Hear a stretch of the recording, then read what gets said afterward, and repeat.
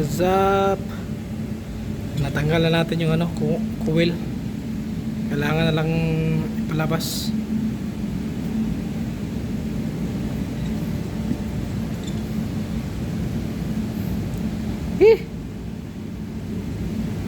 Napapagod na naman si Kuya Koy.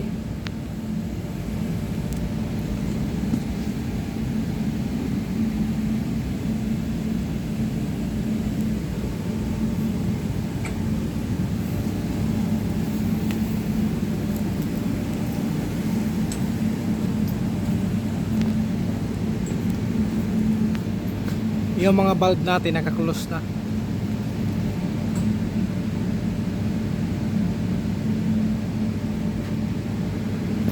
Dapat lagyan mo ng log out, tag out yung mga bulb kasi hindi natin alam na may ibang technician na pupunta. At saka baka biglang ino-open nila yung bulb. Kaproblema pa.